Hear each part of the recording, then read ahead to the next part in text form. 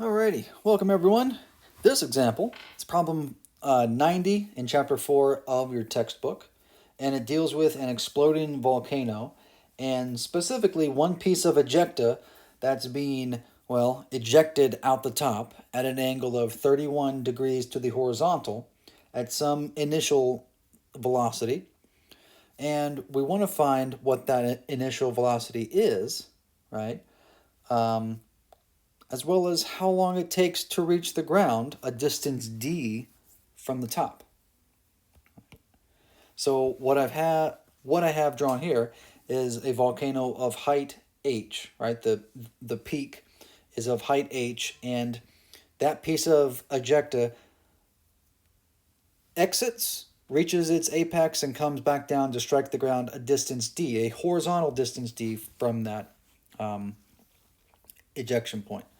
So, in order to find V naught and time, we have to do two kinematic equations in x and y independently, okay, but at the same time, okay?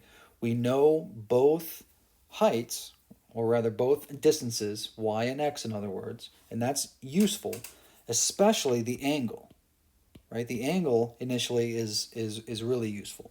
So, what can we do first to find V naught? Well, we've all already conceptualized, right? We've visualized the problem. Next is to strategize. So we need equations with V naught in them, right? And also the distances would be good too. So an equation that comes to mind is y equals y naught plus V naught yt minus 1/2 gt squared, right? This is one of the more popular kinematic equations. Okay. Now, what do we know in this equation? We know, let's see. Well, what's the difference between y and y naught? Well, one's initial and one's final relative to the start and end points. But they're also relative to where we're measuring from. In other words, where's the origin? I haven't specified yet. And in fact, you're free to choose wherever an origin you want, right? You could put it at the point of ejection, right? You could put it down here. You could even put it where it lands. Heck, you could put it way up here, right? You just need a way to determine the distances. So what I suggest is to, again, have the positive and negative axes as shown, right? Plus x to the right, plus y up. And I'm going to do the problem such that the origin is down inside the volcano, if you will. Okay, so 0, 0, 0, 0 is right there. So that means that our final y height is 0, right? And yes, you can assume this is a horizontal plane. The initial height, this is what the problem says is h, okay? D, the horizontal distance, is not found in this equation because it's just a y equation. We can't really find V naught because it's V naught y, but we do know the angle, right? So sine of theta is in there. We don't know time, so we need another way to come up with time. Do we have another equation to get time, maybe? Well, remembering that the motion or the components for an object's motion through the air are independent, meaning that it takes the same time for this object to go up to the apex or maximum height and then back down to the ground. That's the same time as it does simply to go from there to there. Same exact time. So, like in a previous video, now just in the x-axis or the x dimension, we can use this for the final distance. This includes time. It includes the initial velocity, specifically the x. Well, that's what we're looking for, so that's good. And we can also determine x and x naught, right? as I've drawn here, the initial horizontal position, the initial x naught, that's 0. And this final x here, that's what the problem says is d. Okay? So actually, let me, above these values, let me put that's h, and this is d. Okay? So let's see, that should be 0, the final vertical height, and the initial horizontal position is 0. Okay, so what we need to do is solve one of these equations for time and plug it into the other. Then we can combine like terms and solve for the final speed. Okay, so this part here is all strategy. I've looked at the problem, right? I've chosen an origin. I've chosen the axis direction. Oh, I haven't chosen which way was gravity, so minus down, or rather, the minus g is down. And I've written some kinematic equations that I think might be useful. Okay, that has all been the strategized step. Now it's time to calculate, right, and see if the strategy has paid off. Spoiler, I wouldn't be making this video if it didn't.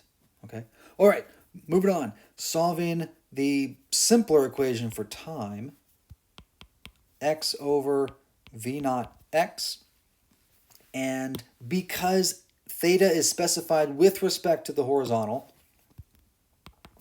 that means this can be rewritten as v naught cosine, right? Just to be explicit, in blue, that is our v naught x vector.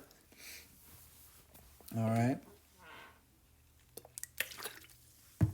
And so this expression here, as before, can plug in to that equation. Okay. And then time, which we don't know, by the way, we're ultimately trying to solve for it, but right now we don't know it. That can go away. So what we have is 0 equals h plus, I'm going to expand this out, v naught sine of theta. Our time was changed into this expression, v naught cosine theta, minus g over 2 x squared, or v naught squared, cosine squared. Okay. And simplified, well, before we simplify, really, since we don't know time, at this point it's good, because time is not in this equation. But do we know everything? Well, h, that's stated. Here, v naught will cancel out. We know theta. We know a horizontal distance. G is a constant. V naught here remains, and that's what we're trying to solve for. Okay, so that's good. Yeah, it'll be a little bit messy, but it's doable. So that cancels out.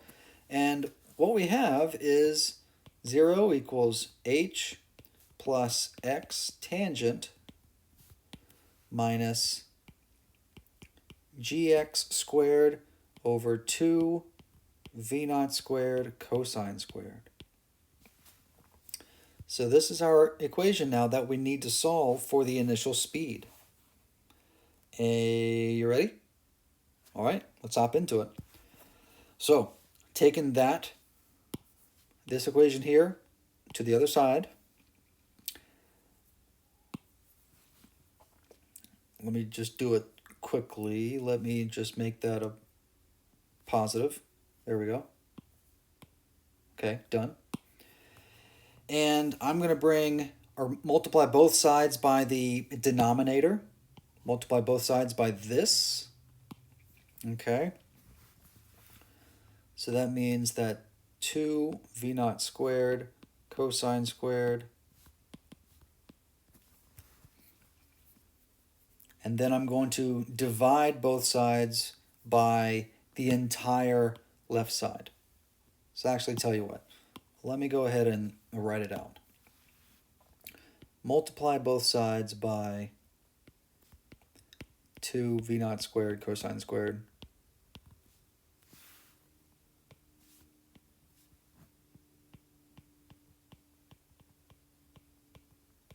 Right? And then divide both sides by h plus x tan.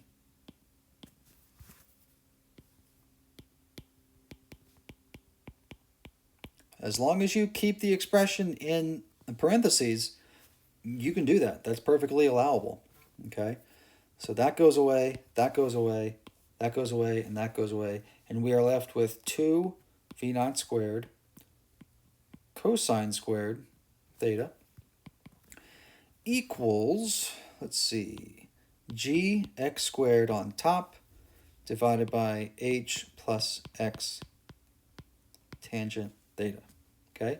And then divide both sides by 2 times cosine squared. I'm going to have to go to the other slide. So now we have v naught squared is our g x squared, 2 cosine squared, okay, times x, whoops, no, that was, I better check this, h plus x tan. There we go. Square root of both sides gives us a big, ugly expression, but you can do it. I'm going to go ahead and plug in numbers, right? So actually, let me just do that. And so that should be 9.81. Our x distance was, keeping it in SI units, 10,400 meters, right? And I'm doing it in that units because even though the book tells us in units of kilometers, you cannot plug in kilometers into your expression. Kilometers are not SI units, right? Also, 9.81 is in subunits of meters. So the x also has to be in units of meters. So that is squared. Divided by 2 times cosine squared of 31. And then h was our 3,400, right? 3,300, sorry. 33 plus 10,400 tangent 31, square root of all that crap, and we should get roughly 273.6 meters per second. All right, so that's the speed. That's part A. And again, that's not the final speed that it strikes the ground at, right? We've always been solving for the initial speed, okay? So now the time, that was part B, the time is fairly straightforward. We can use the equation from earlier. Now that we know time, the equation right here, x equals x naught plus v naught cosine theta times time. Now that we know the final speed, we can solve for time. So x naught, we said, was 0. So this is x divided by v naught cosine theta. And this should be a value of, or have a value of, oh, where have it? 44.3 seconds. All right. Thanks for watching.